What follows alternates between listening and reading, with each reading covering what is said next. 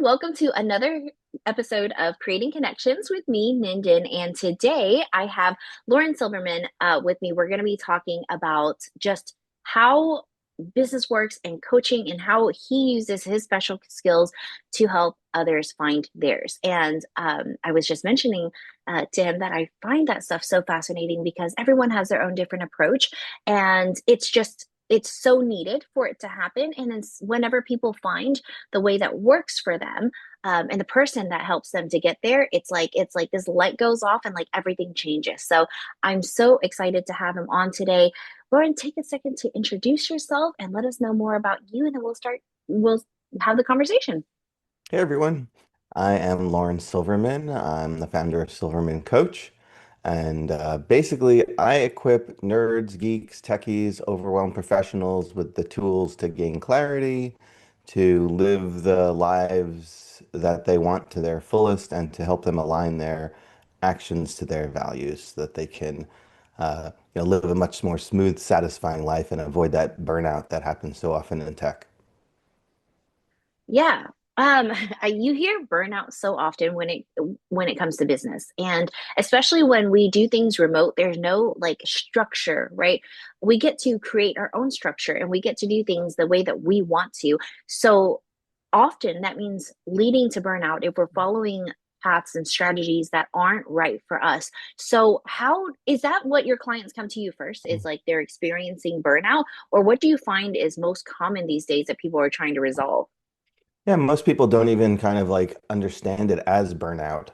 They they come because they feel scattered, they feel overwhelmed, they don't know where to start. They have too many projects in their queue and they do like a little bit of everything every day but make no progress. So they come to me, Okay. filled with kind of like frustration and a sense of not knowing what next step to take, really. Okay, so how do you clarify that? Because in any business, especially when you're an entrepreneur and you're starting out, or even when you feel like you haven't dialed in, that next step or that next move could be like an endless road of possibilities. How do you help to clarify what that next step is? And I imagine it's going to be different for each person, but is there like a general process that you go through to hone in on what that next step is? Yeah, I have a tool that I developed called Values to Voice. It's the first exercise I ask clients to do when they onboard with me. And this tool, it's a worksheet, and basically will take them through a step-by-step process to help them identify their values because in my coaching, what I've learned in my personal life is if you're doing activities, taking actions that align with your values, it's much smoother. It becomes easier. There's less friction. A lot of the work I do is about removing friction, not, necessarily like amping up productivity because I'm dealing with people that are pretty productive. They're high achieving, they're just lost and overwhelmed. Yeah, and I think when it comes to higher achievers and you think about what they have on their plate, not only do they have a lot on their plate, but they're not showing up half-assed, right? They're not showing up at 20 or 30%. They're always showing up at a really high level. And if that's the case, I imagine there's so much that they want to knock out and so many things they want to do. So then do you start prioritizing once you find the voice of what they should be sharing? Like, is it just the simple prioritization, or is there something different that goes into the next step of moving from values to voice? Yeah, values to voice, then what do you want to achieve? What are your goals? What are you looking to accomplish? That's the next step. Once you understand that, where your values will lead your actions, what do you want to do with that information? What are you trying to accomplish in your life? What's the goal that you're trying to hit? Do you So feel that's, like, yeah, sorry, go ahead. no, I was just saying that. So that's the next step, right? You got to identify your values, align your actions to them, and then understand where you're headed so that you can, have a true north to follow. Okay. So, from my experience and what I've seen with many others, it's really easy to ask that question. Like, what do you want to achieve? What do you want to do? Who do you want to be in this world? What kind of legacy do you want to leave?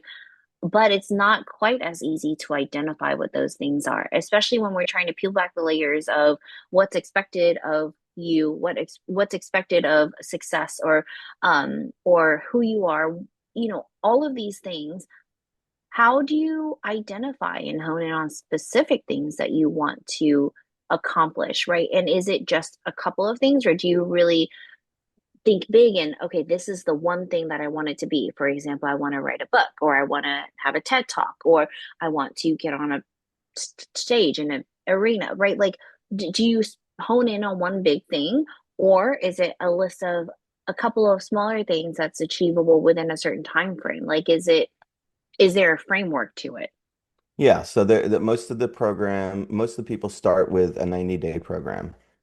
And over the course of the 90 days, you do all these tools and techniques to help hone in on exactly what you're talking about. So you do the values to voice, align your values to your actions. Okay. When you're trying to prioritize your goals, you have to. So I have a background in technology, and having that background in technology, I've been an operations and delivery and strategy executive.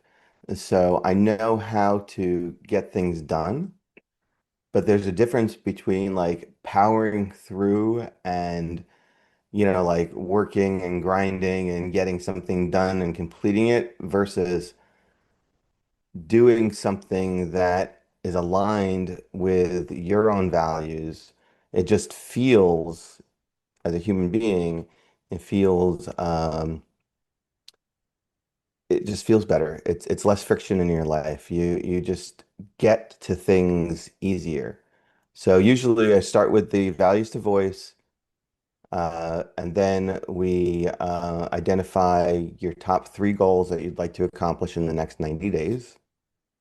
And how do people get to that? They prioritize. I ask them a lot of questions. Why is this important to you? Why is that important to you? What are you hoping to get out of this goal?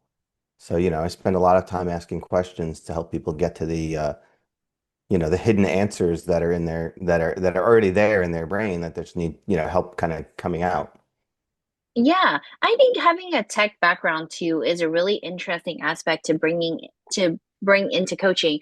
Um, because that's a space where it's just wide open and everything is just out there. Whereas I feel like in tech, it's a lot more structured. And so that's a really nice thing to meld into guiding businesses and entrepreneurs to getting to where they want to go and aligning their goals with all of that. So is there what do you find most fascinating? Like when you made the shift, I imagine you're not entirely out of tech. I'm sure there are aspects in your life where tech is still really highly involved. But when you made the shift into becoming a coach and finding people that you can support, was there a huge shift from going to one to the other?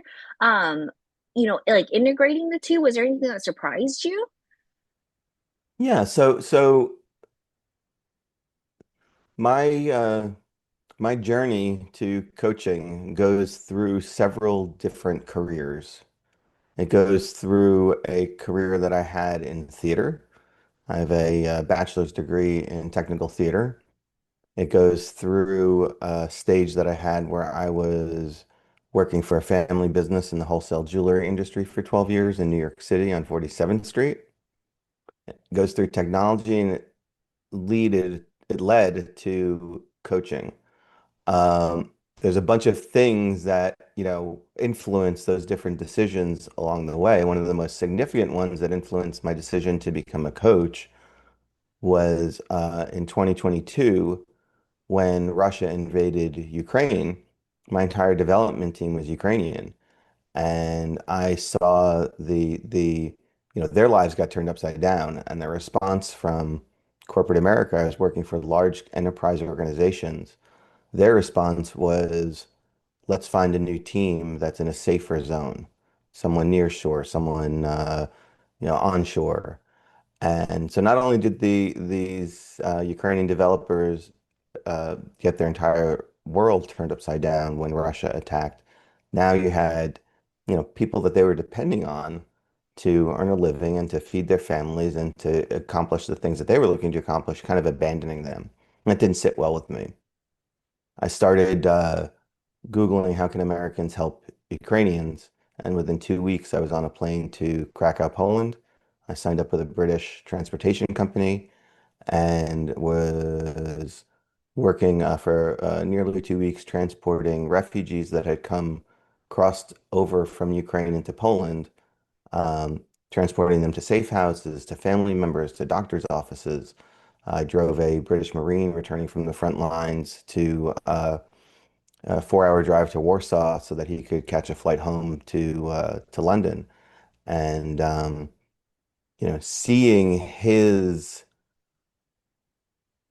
visage change from when he became relaxed and safe from where he was in this, war zone, it really it switched something. It made me realize that even in technology, which I really enjoyed, I had a very successful career in tech. I was in tech for about 2 decades. Um, but thinking back on what I really enjoyed about the technology was working with the people and watching people that I helped train or that I was working with grow into their own success. I loved seeing a direct report that I had, 18 years ago starting their own business. Um, so that was meaningful to me, and that was a big shift, and that, kind of had me thinking, where are my values, and how do I align my actions to my values so that I can have a, less stressful, more easy, more fulfilling life. And that's why I became a life coach. I spent the next couple of years training and creating this practice so that I could become the coach that I once needed. It sounds like a lot of the values that you picked up are what you share with your current clients as well. And it's really awesome that as any individual, we're able to incorporate all of the different aspects of life that we've picked up over the years of our existence to then be able to share it and break things down in a different way for someone who is working with us or someone who's looking up to us. And it seems like you've done that really well in supporting your clients, but also being able to be brave enough to stop and make a change when you see that something needs a change is huge. You don't see that happen very often because a lot of people want to stay in the comfort of their current lives or to just go with the flow of what's happening and to make that disruptive change of I'm going to go and make a difference. I'm going to see what kind of impact I can make for the people who have been working with me, who I really do truly care about. It's one thing to say, I really hope all of the best for these people or this person. It's another thing to stop what you're doing and to go and actually make the change that you yourself know that you can make, and have a hand in that impact.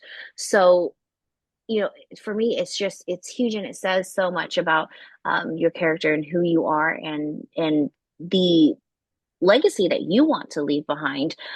So I mean, thank you for doing that for the And people thank who you. were working with you. Well, yeah, I mean, it's a lot. I mean, I have been reflecting more on, as you get older and you experience more in life, you often question, what am I doing? Why am I doing it? And it's really easy to go with the flow of every day and be on autopilot, right? So many of us do that. But when you actually take the time to question, okay, why am I waking up at this time? Why am I going into work in this way? Or why am I doing work in this kind of way?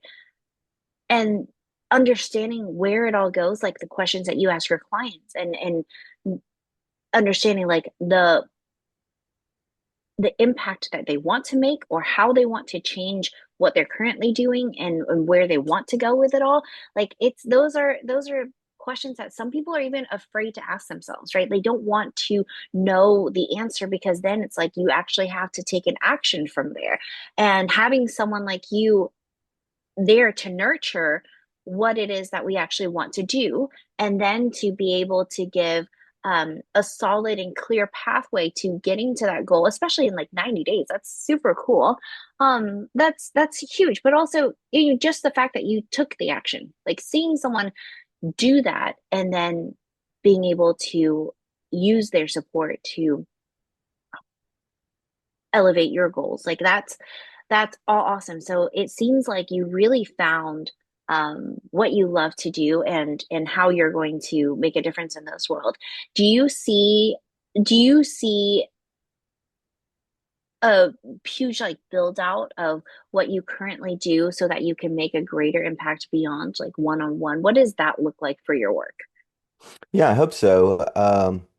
It's interesting. You're talking about aligning values to actions. When I came back from Poland um, and was looking into being a certified life coach, I was still working in technology. And I was still, technology or corporate America in general, we really celebrate the grind culture, really celebrate someone that, kicks butt, gets into work at 7:30 in the morning, first one in, last one to leave, right? Um, so for me, when I was starting my coaching practice, I'm like, okay, I really want to do coaching practice and I really want to make an impact on people. This is, what I've discovered is my true north, but I can't make a living at this. So I'm going to do technology. The technology will support the coaching practice. So I spent quite a lot of time looking for my next technology role while building the coaching practice. And what I found was the moment I chose to drop tech and to stop looking for those same technology roles that I was looking for, the creativity towards coaching practice exploded. And that's what I try to show my clients because my actions became aligned with my values in that moment.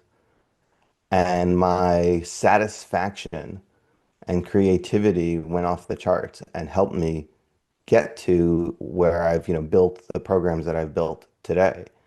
So, having that kind of epiphany and having that kind of, uh, realization that when I did focus my energy where my values were aligned, it just shifted my whole demeanor, my whole outlook on life, my whole the whole energy around me. It gave me a different kind of motivation. So now I'm all in. I'm not doing tech. I still have, technology influences and the things that I learned in delivery, execution, strategy in the tech world influences my coaching.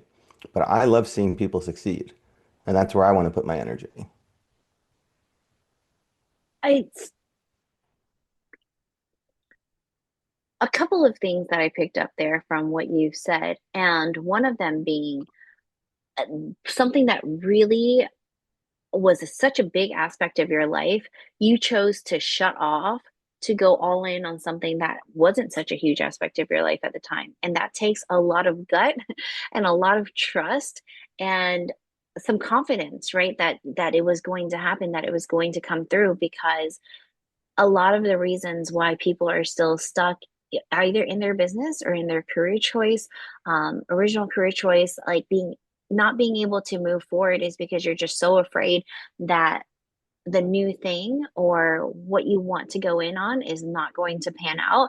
And so I'm going to stay with stability or I'm going to stay with what I know. So making that shift had to have been huge. What was the deciding factor in saying I'm going to drop the technology search and I'm going to go all in on coaching? Like, was there a moment that switched for you?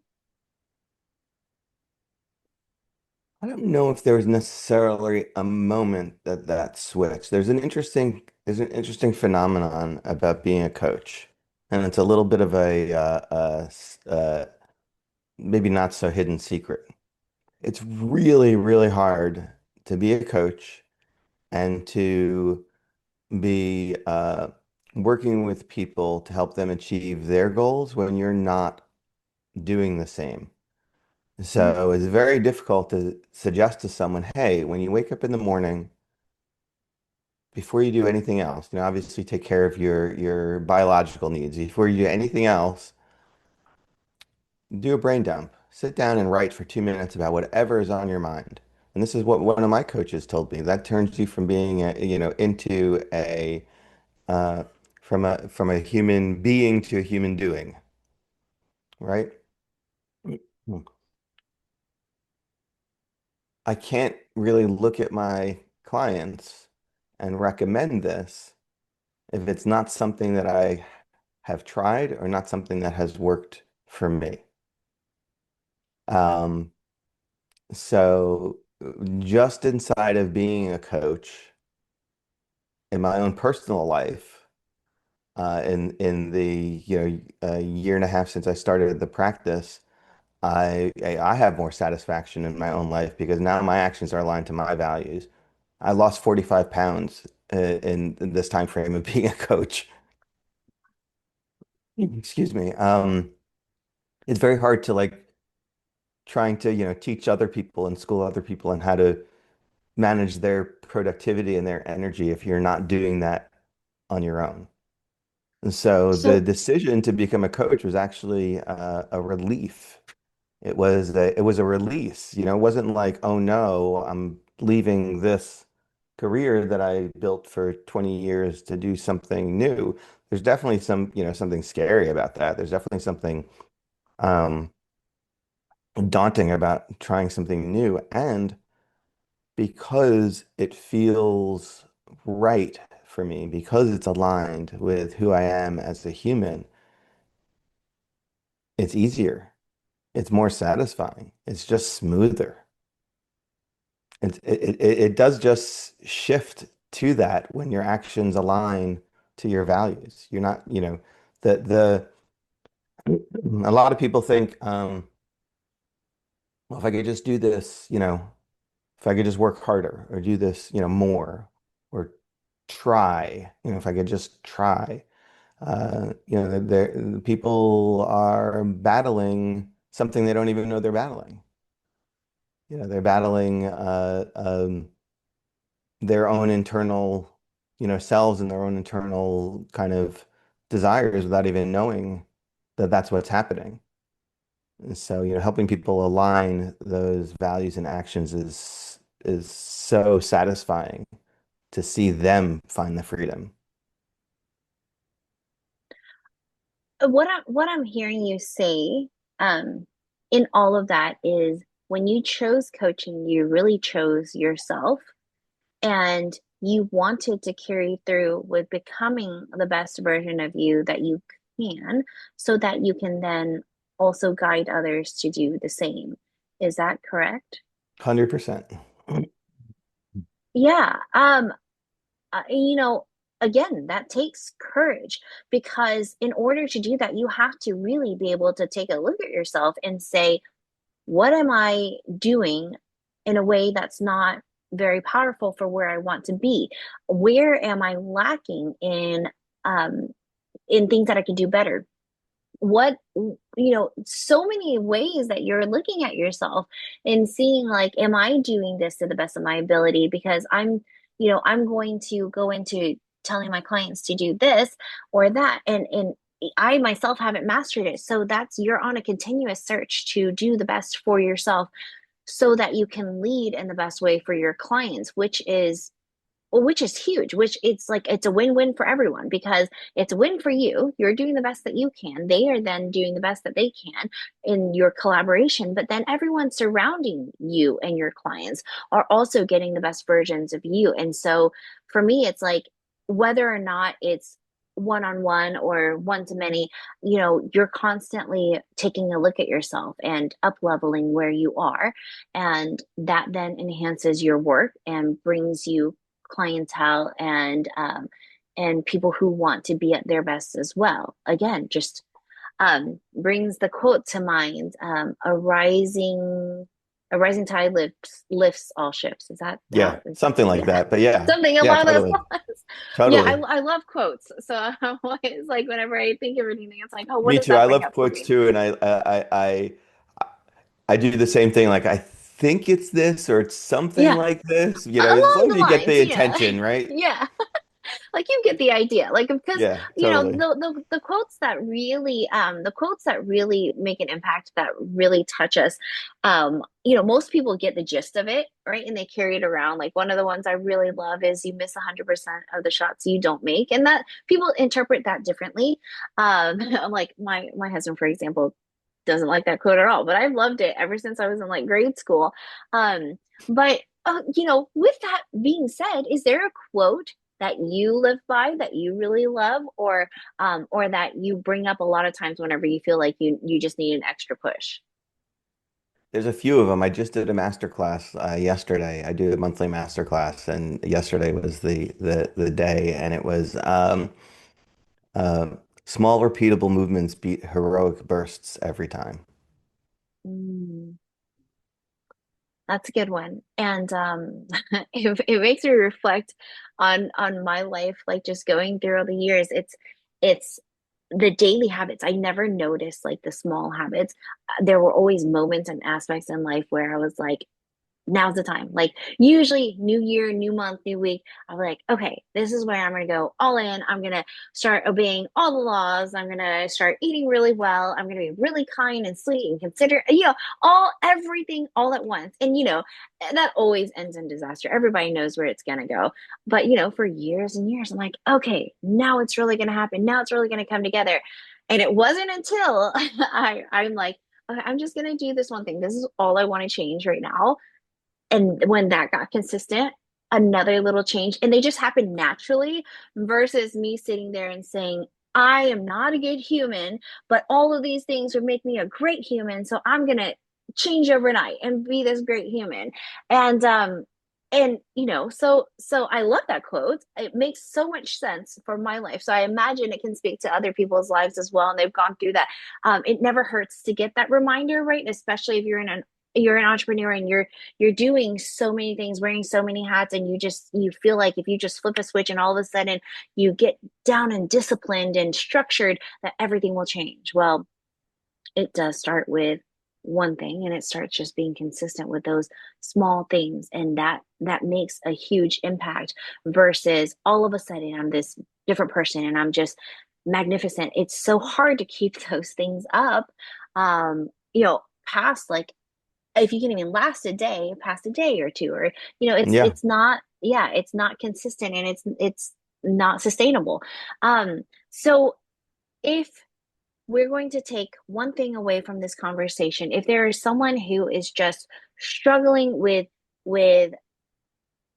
what to do next, like wherever it is in their business, I feel like there are some general standards, especially when I talk to coaches, like that support their clients, or they have a way of just getting out of feeling stuck or being able to just take that next step. What is it? Do you have a thing that you do or that you recommend your clients do to get to just that next step so that you can get out of feeling stuck or unmotivated or unexcited? Like how do you get to that next step? Yeah. Yeah. And you bring up a really good point. You know, we celebrate the last second basket in a basketball game that wins the game, right? We celebrate that heroism. What we don't celebrate is that basketball player who went into the gym and shot hoop for 6 hours every day for, a month to get to the point where they're in that position to make that last second shot. So if you have a large goal, that feels overwhelming, think about what's the smallest version of that goal that would make you feel like it moved forward. And you can say, what can I do in the next, what's 1% of this 100% goal that will move it forward? What's 20 minutes? What can I do in the next 20 minutes to just take an action? A lot of people wait until they're ready to take the action. You're ready. You're ready right now. Take the action, and then um, you'll see incrementally, not gloriously, not, like some last minute basketball shot, but you'll see over time those small little actions, the very next step that you can do. What's 1%? of this thing that I can accomplish in the next 20 minutes.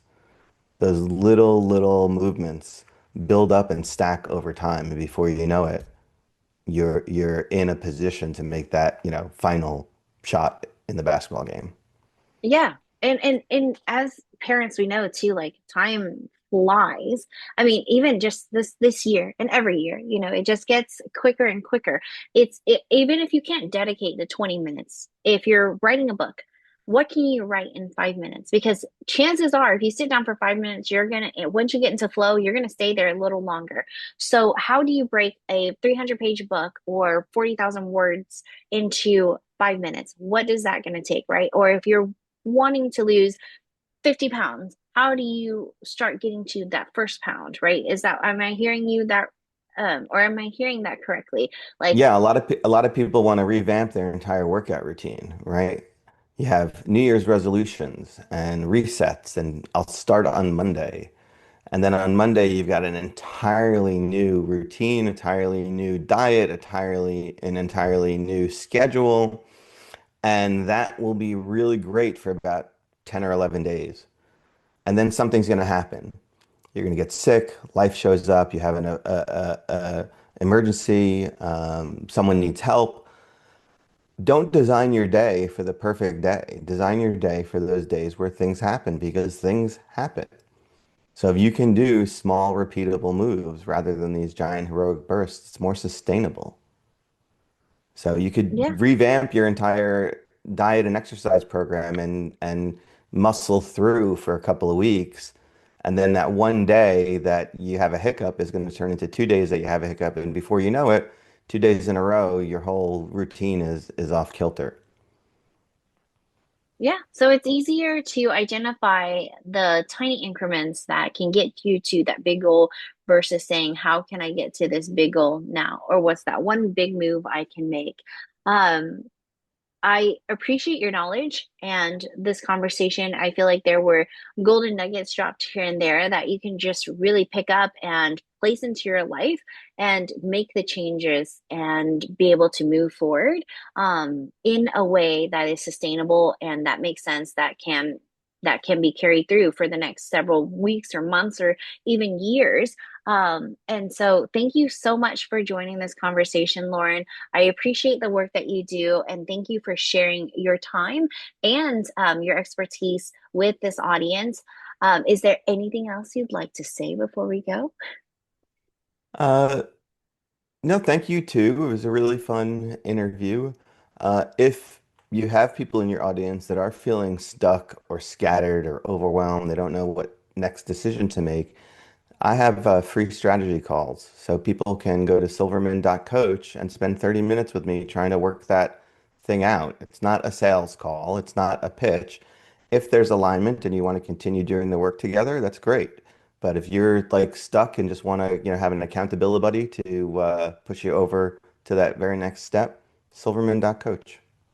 Silverman Dark Coach. We'll have all this information in the descriptions, and you can connect with Loren where he is on socials, but find out more about his work. I'll have those links linked down below. Thank you so much for joining this conversation. If we're not already connected, say hello. Find me on socials. Those are all below as well. And if you enjoyed this conversation, please feel free to share it with somebody you love, someone who can find value out of it, and leave a review. Let us know how we're doing and who else we should bring on to the show. Thank you so much again for joining Creating Connections, and we'll see you on the next episode.